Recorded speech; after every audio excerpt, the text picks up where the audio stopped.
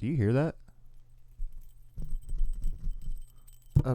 Hey man, hey Philip, you mind checking the door? Checking the door. Yeah. Yeah. Hold on. Yeah. Who's there? Hey Philip. Who? Oh no! Philip was gotten by the Mad Cinema Show. And I'm back. I'm Scott G. And I'm Phil D. I was only briefly gone. It's fine, guys. Yeah. You just had to give it some candy. Yeah, it's fine. That's all it is. That's all it is. That's all it is. You just got to give it candy, man. It turns out. Yeah. So we're talking about a probably the most Halloweeny movie that we've talked about so far in October 2020. Yeah. Trick or Treat. Trick or treat. Trick or Treat. Like, Toys R Us. Right, exactly. Directed by Michael Dougherty. It's by Jeffrey the Giraffe, man. Jeffrey the Giraffe. Oh, sorry. I forgot. But Michael Dougherty also directed Krampus and the newest Godzilla film, King of Monsters. I like that Krampus. Krampus is real good. Haven't seen this Godzilla yet. Again, Godzilla is real good. Real fun movie. Same as this movie. It's not quite as scary. It's a little jump scary. It can startle, but for the most part, it's not. It's more fun. Yeah, it's way more. Else. It's just a really fun watch. So, I had seen this movie. This movie came out in 2007, and I probably saw it a year after it left theaters. But this is your first time watching it. Yeah, first time. So, just overall thoughts are, honestly, let me just go ahead and ask this question. Philip, what had happened? Oh, man. Man, I don't have You want me to get you started? Yeah, go ahead. So, I think you got it what had happened, sounds like. One Halloween night. Oh, is I supposed to finish this? I was hoping you'd pick up on that. I didn't pick this cue up. No. Anyway, okay, so one Halloween night. Don't worry, I'll do it for you. I got you. I got you covered, man. One Halloween night. Werewolf sluts. Crazy principal.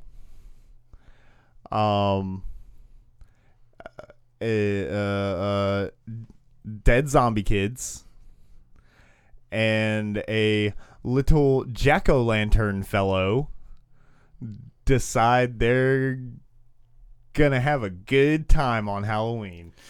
See, I figured out a quick way to describe this movie. Okay, there you go. Yeah, he's back, guys. He's back. This is Juggalo propaganda. It's straight Juggalo propaganda. I got you. Don't watch this movie, guys. Oh no, it's Juggalo propaganda. No, but do watch this movie. Yes, this is a really good movie. Make sure you also are listening to the Great Malenko. Oh gosh. While you're make sure you're stocked up on your Faygo, kids. I think it's really fun, and I think it has the reason I say that is it has this fun childlike murder spree feel to it that I think only ICP really embodies. Yeah. You know what I'm saying? This is the movie of what their music is trying to go for, but this is way cooler. Don't take it the wrong way. Just, ballparky. That's all I'm saying. Guys, this movie has nothing to do with ICP. Not affiliated whatsoever, Violent J or whatever the other one's name is. Whatever the other one. But anyways, so this movie is like just a kind of series of vignettes. It's more of a, and it's not the way I was expecting. Yeah. So like you're used to like standalone vignettes. I was really expecting like a VHS. Like for instance with VHS, there's the idea that they're watching all these tapes in somebody's house that has collected them, so he knows a bunch of fucked up stuff, okay, or whatever, right? Or maybe the house is haunted and it just has these things so that other people get there. It just makes its own home videos. Yeah, they're just lying around. That's terrifying. That it's a Yeah. home video producing poltergeist. Yeah. That actually makes the film worse. Doesn't it? Wow. Okay. But that's still all of the tapes they watch seem to be standalone events, have nothing to do with each other. Yeah, and the through line is just that they are watching tapes. Exactly. Or we can talk about another vignette style where maybe one or two of them have nods but aren't at all directly related, i.e. the maybe Matrix, what is it? Animatrix, you know what I mean? Kind of thing, or like maybe you would think more like the Twilight Zone movie. Twilight Zone movie. Where good, that's good really one. just connected by Dan Aykroyd. Yeah, You know? exactly. Other than that, yeah. But this seems to be 4 stories that pretty much directly relate to each other in timeline. Yeah, it wise. is 4, right? Because at some point I read it was 5. So what are the stories? So werewolf sluts. Werewolf sluts. We got kids on a bus. Kids on a bus. We go got round and round. Kids on a bus go round and round, round and. We got a murder principal, and then we got old dude, old Wes Craven, John Carpenter. Old John Carpenter. That's what I meant to say. Played by Brian motherfucking Cox. Yeah, Brian Cox, who's great. He's really great in this. And then you kind of have that little intro story, and then the intro thing with the two. Yeah, so it's kind of Leslie Bibb. Yeah, that's her name from Talladega Nights. Yeah. That's what I think of her from. Yeah. Absolutely. Which this was about that time. This wasn't far off of that. It wasn't too far after. Yeah. I think this was also kind of around the time that Dodgeball came out. So I kept thinking of if you can dodge a wrench, every time I saw him. You're right. But yeah, that's I mean there aren't a lot of notable actors in this. The principal I know from a couple of things. You said you know him from Seabiscuit. Yeah.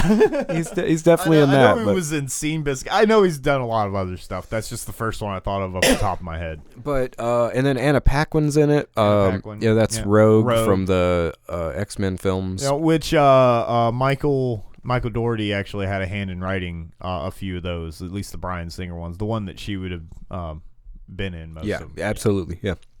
Which, that makes sense. Same time frame generally. Yeah. But yeah, I really liked this movie. I think it's a super fun Halloween film. I think it's gory, but it's not so fucked up that if a teenager was watching it, a young teenager was watching it, you'd be like, oh my God, don't watch this movie. Yeah. It's not it's not House of Jack built. It's not that frog in your throat a little bit. Yeah, but yeah, it's not House that Jack built. It's not that's one we're doing. So that's why I think it's kind of funny because we're gonna go right to the terrible. Yeah, but eventually, yeah. But this isn't a terribly disturbing movie by any means. I wouldn't say so. I think it's playful with its murder very much, and I like that. Yeah, it's sometimes a playful murder can be fun. That's right. At times, good dark comedy, but not. Really smart dark comedy, but not up its own ass either. Absolutely, yeah. No, it's having a good time. Yeah, it's having a real good time. Mm-hmm. So the movie pretty much starts off. This couple's coming home from a big rager party. Rager. That shit was ratchet, dog. See, I'm hip on the lingo. Go Scott. But so this couple's coming back from a Halloween party, and the what's her name, Leslie Bibb, and her boyfriend, it's a robot man. No, well, I think she's the robot. She's the robot. He was more like a Flash Gordon-esque kind of guy. So they're coming home, and she's just fed up with tonight. Oh man, I hate Halloween. Blah blah blah. And she blows out a jack-o'-lantern. Which, come to find out, you're not supposed to do that. She fucked up. Supposed to leave them burning all night.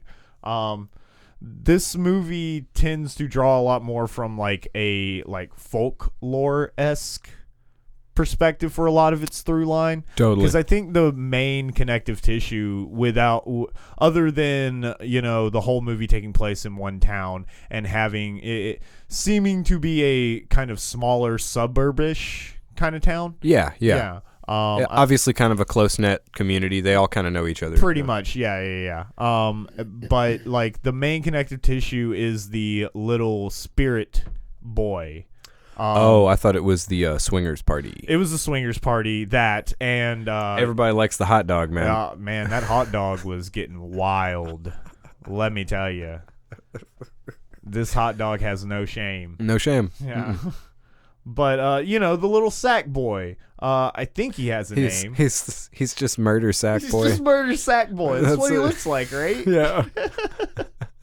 With a little Mike Myers prison jumpsuit on. Essentially, yeah. But yeah. So murder sack boy sees robot mad Halloween Halloween Scrooge over here blow out the candle.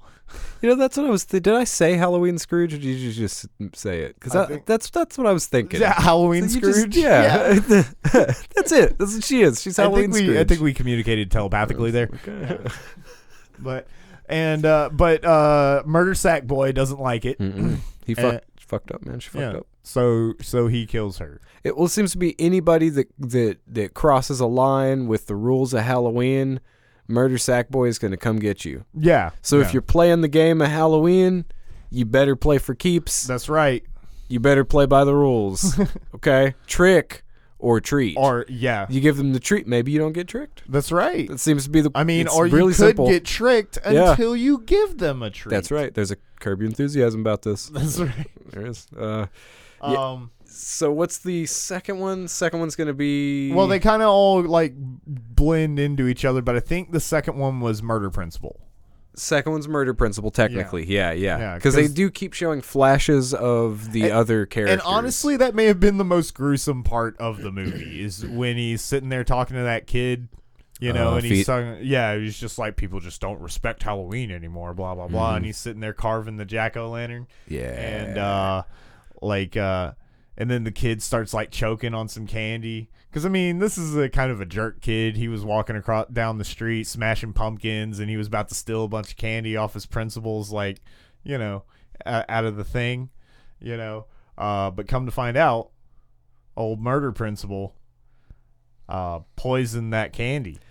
And that's a fun vomit scene there, isn't it, Scott? Man, it's so fucking gross. They're going for like an Exorcist style, but it's all chocolate and blood. Yeah. So, And here's the thing, guys. Filmmakers, stop showing people throwing up in movies, please. Please. Oh my God. So would just the sound effect be better for you? Yeah, the sound effect I'm fine with. I just don't want to see it. Okay. I got you.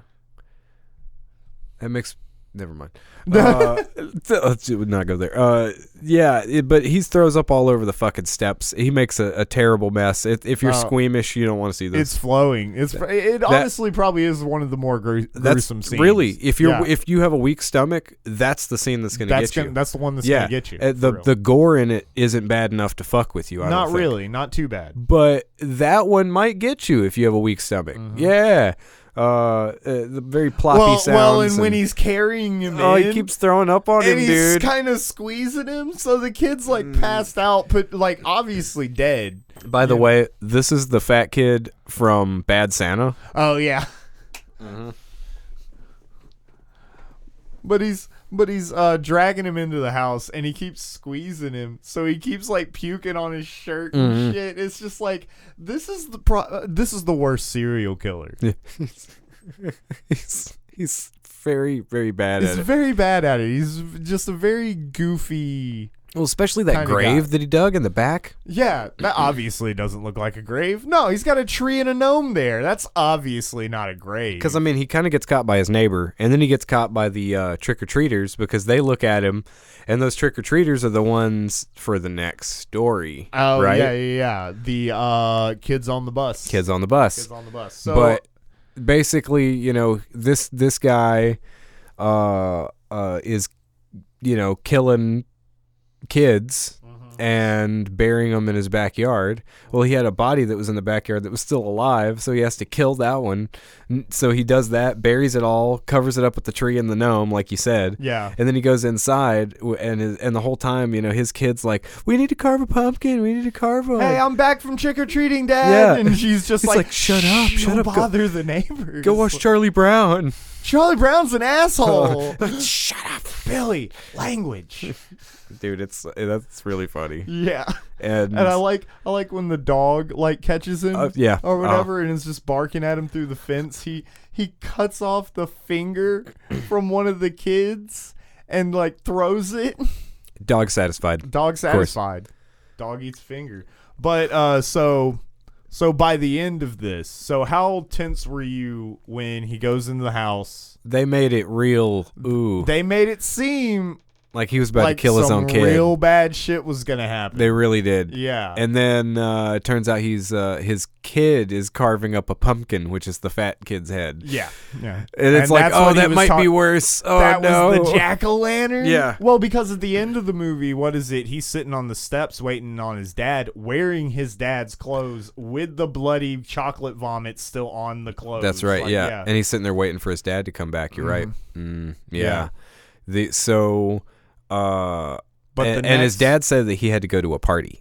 Yeah. So that's the last thing you know about that. Absolutely. And then you see these kids that are walking around trick-or-treating. The ones and that they were from keep the last asking every house that they go to for a jack-o'-lantern, for a scavenger hunt. Yeah. Okay. And so they're collecting these jack-o'-lanterns. And what do they need, 12, 9? No, they needed it was 8 or 9. 8 or 9? Yeah. 8 maybe? Yeah. And so they're trying to get these. They get them collected. They've got... so it's 2 girls, a younger boy, and then an older boy. Yeah. And the blonde dressed like an angel is kind of a bitch. Kind of a little bitch. Yeah. She's a Lucy. Mm-hmm. And then the alien with the retainer always makes the awkward conversation. It's pretty funny. Yeah. But yeah, a Lucy. Yeah. And then there's apparently this girl that they refer to as an idiot savant. Yeah, well, she's definitely. I'm pretty sure the actress is not, but she's definitely playing a character that's on the spectrum. Yeah, that's autistic. Yeah. Probably more along the more high functioning. Yeah. Side. But yeah, because she was making fun conversation and everything, and she seemed to be okay. And she seemed to be sweet. She was okay until shit gets fucked up. Right? Exactly. Yeah. So basically, they have this idea. They're all gonna go out to this place, and they're telling the story about this bus driver that apparently drove all these handicapped kids off of or was supposed to do off of a cliff. Yeah. Supposed to drive them off the cliff. And he had them chained to the seats and shit.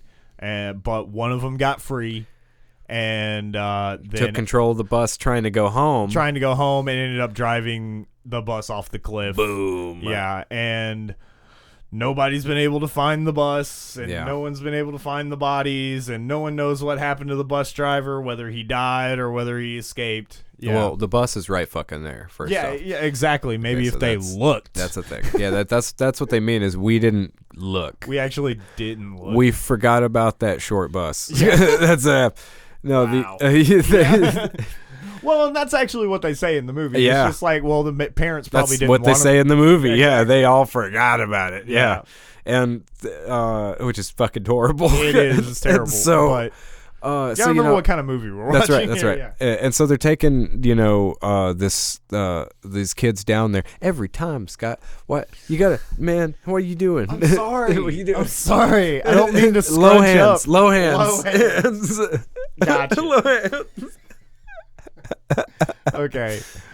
Anyway, so they're taking the kids out there to fuck with them. It seems like, and at first it seems like they're taking the 2 young ones out there. Yeah, both of them. Then it turns into they were just taking I don't mean to be mean, but this is kind of the way they were putting it, is we're gonna take the slow girl out there and fuck with her. Yeah, pretty much, and so they were trying to set her up to cause a problem. Absolutely, because you find out that the other kid that they were potentially fucking with was in on it the whole time. He was in on it. And so they cause this big deal, and they freak her the fuck out. And then, almost kill her. And almost kill her because they knock her into a hole. And she hits her head. Yeah. Yep. And I mean, I thought she was done. Absolutely. I really thought this movie was going to turn into one of those like, oh shit, they're going to have to act like they bury this kid. And oh no. And nope. Yeah. Instead, she woke up. But now think about this. We got a high-functioning autistic girl that's just been tricked into this situation that then got thrown into a fucking puddle of mud and hurt. Yeah. And then she's woke up and everybody around her is dressed like zombies. She flips out. Oh, yeah, right? She flips out. I mean, just her getting dirty is probably enough for this to cause it. Like, I thought about that because they did it really well. Because did you see the way she was looking at her hair? She was like, oh my fucking God, I'm so dirty. Yeah, like, they did that really well because you could tell that she was not only having an issue with what was going on, but also that everything's ruined now. Everything's ruined. Everything's wrong. Yeah. Everything. And she looks at him and she loses goes, her glasses. "You're dead. You're all dead." Yeah. Now, I think that she's a witch. She's an actual and I think that she rose the dead kids up. I actually don't think it's the Halloween boy. I don't think it's Bobby. Is that what his name? Billy? Well, no, I don't know. I don't remember what his name is. The Halloween boy? Yeah, the Murder Sack. Murder Sack. Yeah. Murder Sack boy. Yeah. Murder Sack. So Murder Sack here. But that actually makes sense. I think she did it. That actually makes a little bit of sense. So I think she got her revenge on them, especially with her sitting there with the pumpkin and her looking down at the thing. It looked like she was having a little moment there, casting like a spell. Seance and I mean, she knew a lot about the stuff, didn't she? Yeah, she did. Yeah, I think they fucked with the wrong little girl. Is what it is. She knew a lot more than they realized. That's exactly what happened. That's exactly what happened. Well, it makes it a little bit better because otherwise it's just like, oh, zombie kids from, just randomly tonight. That actually makes a lot of sense, and it actually gives that character a little bit more agency in the story. And that's the way I took it, is that, you think she's a weak character and she ends up being a god. You know what I mean? Like she's that's really cool. You don't fuck with witches, guys. You don't, man. You just don't fuck with them, Stiff as a feather, light as a board. Exactly. Fuck. They're remaking that shit. Yeah. They are, and it's probably going to be shit. Yeah. Plus, none of those girls are Fairuza Balk. Big mistake. It immediately sucks. Yeah, sorry. You're already fucking up. Yeah, but I like that about her, and I also like about the way that it turns around, which we'll get to. Yeah. Okay. Yeah. But okay. So I'll get one back more to thing that I wanted to say. Yeah. So before you find out that the kids are fucking with her, there's this moment, and you can already tell that she's kind of a badass to some degree. When her and the other little kid are going down in the elevator, and then they get there and they see all the jack-o'-lanterns because the three older kids went down first. Yeah. Okay. And they're in the fog, and really all you can see. I love this shot. Okay, because they're coming down in the elevator and it's all the fog, and the only thing you can see is the light of the jack-o'-lanterns. Yeah. And then one goes out and you hear him scream, and it's like, oh, what the fuck is that, kind of thing. And then another one goes out, and then another one, and by the time they get to the end, it's all quiet and fog and all Silent Hill and shit.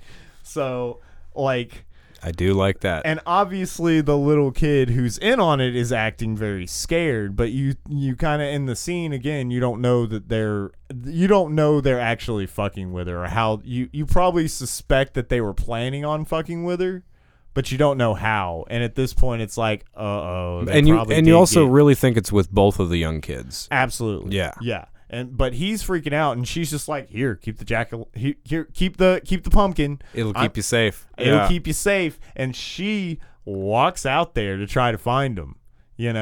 She was ready. Yep, she was, and curious. I think that's the other thing. And curious. That's really the other thing. Yeah.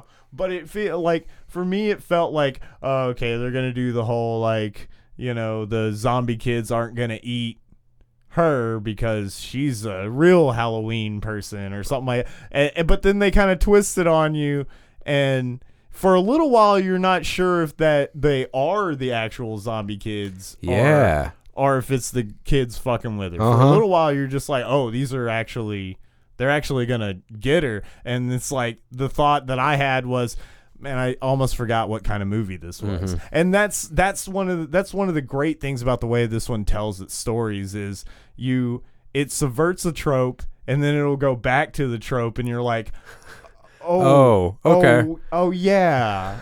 Like but then by the end I feel like it all comes back around to being pretty damn subversive when it comes to like this kind of stuff.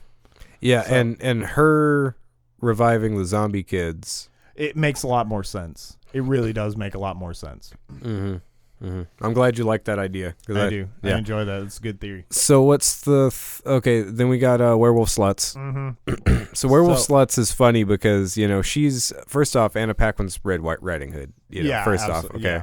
And it seems like they're making a vampire thing the whole time. Like they're doing at first it just seems like these are just some party girls and hey, Agreed. something fucked up is probably going to happen to them, but you're not sure. It just feels like your typical setup for your typical teen slasher, because they're getting all they get dressed up in their costumes and then they go out on the streets and they're just looking for dates to come, like, hey, come to this party in the woods, and they're talking to Anna Paquin, like, it's just like, look, everybody's scared their first time, it's fine, look, don't be picky, just pick somebody and do it. And it keeps building like this. There's all these cool little innuendos and little like way that they say things that once you know what's actually going on, it's like, oh, that was clever. Yep.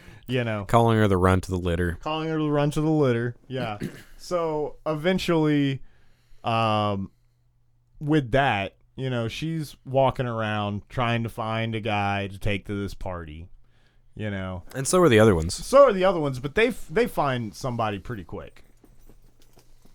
But so at this same party that's happening, it's kind of a street party. Okay, there's this guy in the back of an alleyway with a mask who happens to be a vampire. And he catches eyes on Little Red Riding Hood and follows her out to the woods and attacks her. And you've already seen him bite up some other chick. Yeah. Like bite her all the way up and leave her bleeding out on the street. It's one of those things where it's like they're in an alleyway and they're like making out, and then he goes to like, kiss her on the arms and hands and like just all over her bodies. And then at some point when the camera kind of backs away, you start seeing like blood on her arm, and she sees it and she looks down and you realize that she's been bitten pretty much everywhere he's kissed her, and so she freaks out, but yeah, vampire gets her. And so then once, you see this character reprise chasing Lil Red here, you think, oh shit, well now she's got the vampire on her. Oh no. Right. And then things start to get hot and heavy, and she leads him away from everybody, and they're going down this like this like foggy wooded area and everything, and he pushes her up against a tree and goes to bite her. Yeah. And then the next thing that you see, all the girls around the campfire and they're talking about like, oh no, I hope she's okay. Yeah. And then you just see this red cloak fall out down of the tree with blood. Yeah. And you're like, oh Jesus, what's going on? And the girls walk over and they pull the cloak back and they're like, oh. And it's vampire dude. It's vampire dude. Twist number 1. Got his ass beat. What's twist number 2, Philip? Is that they ain't vampires. No. Is that the vampire wasn't a vampire? He wasn't a vampire. He was the principal. He was murder principal. So, murder principal. They take his fake ass fangs out, which apparently are hard enough to stab into somebody. So he got the good ones. Yeah, those spare no expense. Not no plastic fangs. Right. And he so murder principal ends up getting exposed by these werewolf chicks, and then and it was really funny because at first, because you had a theory while we were watching it. Yeah, it's just like, because like when she bites him and she comes out, it's like, oh, she he bit her, but she's a virgin. So she actually turned. And now she kicked his ass. That's what I thought at first. Yeah. But no, it's just she's a werewolf and he bit her and she was like, what the fuck? And then kicked his ass. And he's not even a fucking werewolf. Nope, just got his ass beat. Yeah. That's it. So basically the whole point of this story is like there are female werewolves out there, and on Halloween they go and just find random dudes and then, transform and eat them. Mm-hmm. So... Yeah, and the transformations were cool. I do like the werewolves. They're very underworld. Oh yeah, see, I was thinking. Like later underworld. Okay, like prequel stuff. I was thinking fucking American Werewolf in Paris? London or Paris, or in London. Either one. Either one. They're very similar, you know. But yeah, but I know what you mean. Very much that kind of thing. It's a lot like that. Those were good transformations. Kind of pre-transformation. Honestly, a lot like the Howling. A lot like the Howling. Man, yeah, I approve. Yeah. Good good werewolf stuff, right? And I love me some werewolves, man. Yeah. And you never see like werewolf ladies, and this was like a coven of werewolf ladies. So that's dope. That is dope. So then, okay, number 4 then. Number 4 is that was old John Carpenter. Old John Carpenter had a farm. Yeah, yeah. And on that farm, he fucked with kids, and he shouldn't have done that. No. Yeah, so this is the old. This is less of a he fucks with kids by like putting like poisoning them. Yeah, and more like he doesn't treat. And that's the very basic premise of Halloween, right? Trick or treat, right? Trick or treat. Yeah. Well, you didn't treat. You get the trick. That's right. Again, I got to refer to the Curb Your Enthusiasm. You'll see. Even the cops, they were like, well, Larry, you didn't give the treat, did you? Well, no. Well, that implies that you'll receive a trick. That's it's a social agreement. We all understand, Larry. Yeah. So it's the same thing with here. He didn't follow the social agreement of the treat. No, he just sicked his dog on him. That's right. And he although that is kind of funny, he put the lights on the dog's head where it looked like it had like rabbit eyes. Well, it looks like when he opens the door like and you can't, beast. and they couldn't see into it, and then all you see is these 2 glowing eyes open, and all you know. They release it. Yeah, that was funny. He got a sack of candy from him. He was literally just fucking with him. Yeah. And so because of that, he got the wrath of Halloween.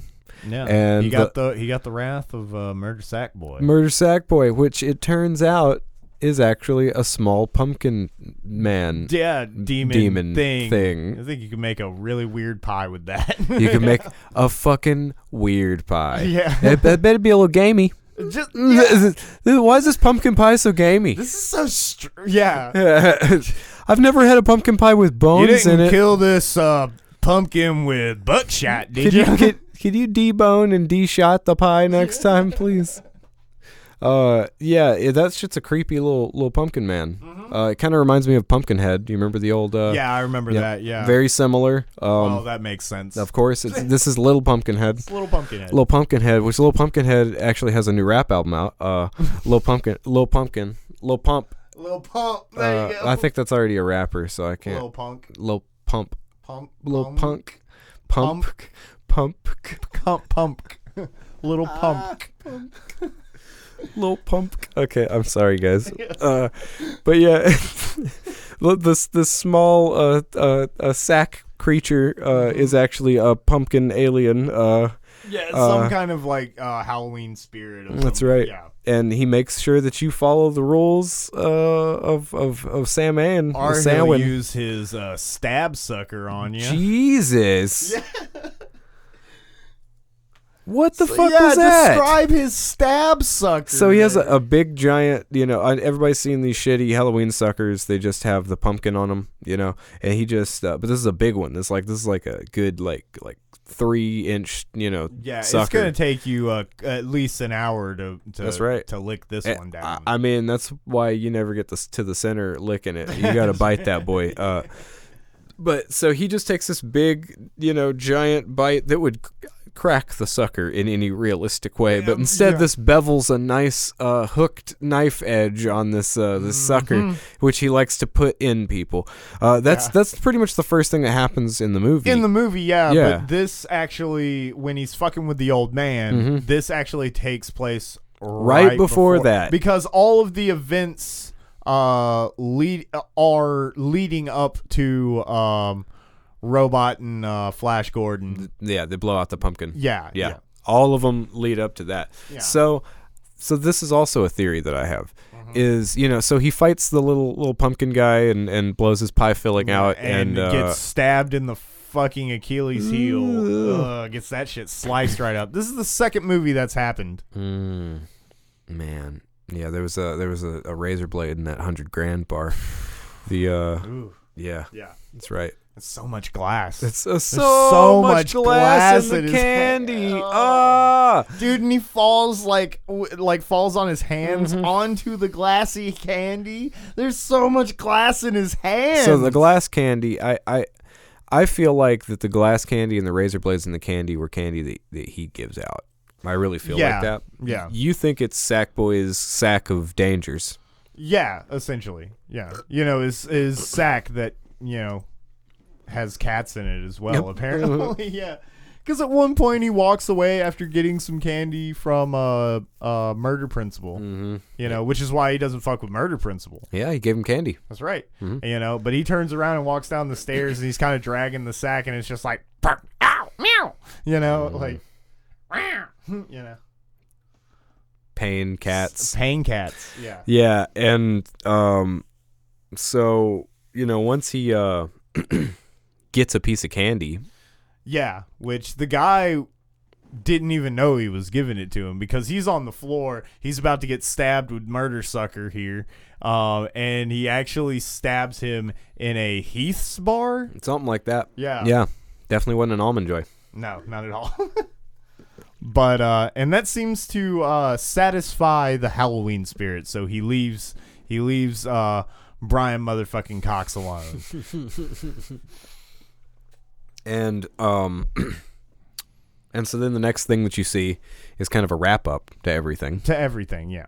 And the kids are like the little witch girl is going back home. Yeah, carrying her pumpkin. Mm-hmm. Yeah. And the werewolves are also heading home, but so in they're a car, in a car and they're laughing. They're like, "Oh man, that was so fun! Like, I'm so happy for you." Covered in blood. Yeah, covered in blood. The kid, the murder principal's son, is sitting on the porch waiting for his dad to come home, like we were talking about, wearing his dirty, bloody chocolate clothes. And then they show Brian Cox in his room or in his house, and he walks out all bandaged, and he gives some kids some candy that are dressed as the three little pigs. Yeah, he gives them some what is it, the peppermint. You give him peppermints because that's probably all he has. That's probably yeah, but he's just trying to make sure he's not gonna get fucked up again. That's right. And then but then the next thing is that he gets a knock on the door, and it's all the kids that he drove off the bus. Oh yeah, because that's something that we didn't mention. Spoiler, guys.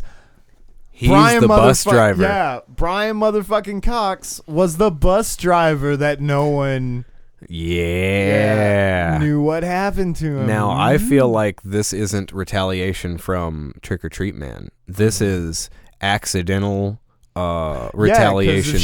If she raised the kids, I think they just naturally went after him. They naturally knew who to go after. Yeah. They had to. He was supposed to go down with them. And they had to drag him back. They had to drag him back. Yeah. So that didn't have anything to do with the little pumpkin head kid. With the little girl. Yeah. Yeah. Or with the little pumpkin kid. No.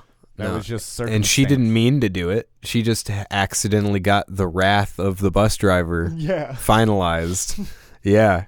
So yeah, I think it's cool. I like the movie. I think it does a really good job of all the stories playing into each other. Mm-hmm. It's a super fun Halloween movie. Oh yeah, it's funny. Good time. Oh, it's hilarious. It's got hot girls. It's got titties. Yeah, it's got blood. It's got vomit. It's got the fat kid from Bad Santa.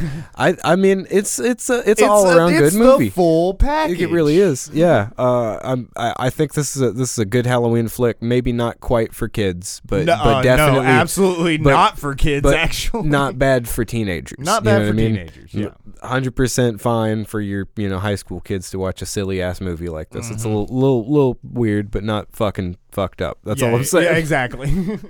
Nothing really gets fucked up. It's just, I mean, it's a fucking Halloween horror movie. It's a Halloween horror movie. It's got some tits in it. That's got some tits. That's fine. But yeah, none of it gets out of hand. The acting is acting solid. Acting solid. Yeah. It's like I said, it's funnier than I was thinking it was going to be. Oh yeah. And it subverts you. It really does, yeah. And the thing is like, it kind of, like I said before, is like, even with each different thing, it tends to kind of go back and forth between like, oh, here's the trope they're subverting. Oh, wait, it wasn't actually subverting that trope. Oh, but wait, it was. Like, it kind of does that zigzag, kind of like when you're running away from an alligator. Oh, dude. I don't know that one. You know what I... Yeah, no, you're not supposed to run straight. You're supposed to run in a zigzag because they can't turn too good. Oh, so you got Tecmo Bowl them? That's right. I didn't know that. Yeah. You got a Tecmo Bowl alligators. So they totally Tecmo Bowl you in this movie. I got you. Yeah, I got you. So, yeah. Yeah. So... I guess that'll probably be the episode, guys. Guys, join us next week. It'll be the last week for October 2020. A catchy name. We'll try better next year. That's actually part of the name. That's in parentheses. Parentheses. We'll try better next year. Underneath, Yeah, exactly. Next week we're going to be doing one of my favorite Halloween movies. That isn't actually a Halloween movie, but doesn't matter. It's got Danny Elfman in it. This is our show. That's right. We do what we want. But we're going to be watching Forbidden Zone. Maybe if you make a show, then you won't watch Forbidden Zone. But on our show, we're watching Forbidden Zone. That's right. With Danny Elfman. That's right. So join us next week, guys. Check us out on Spotify and Anchor and YouTube. If you're at YouTube, go ahead and leave us a comment. Leave a suggestion about what kind of movie you would like us to cover. Please. Absolutely. Tell us what your favorite Halloween movie is. Scorpion King. Absolutely. Philip, final thoughts. Charlie Brown's an asshole. He is indeed. All right. See you later, guys.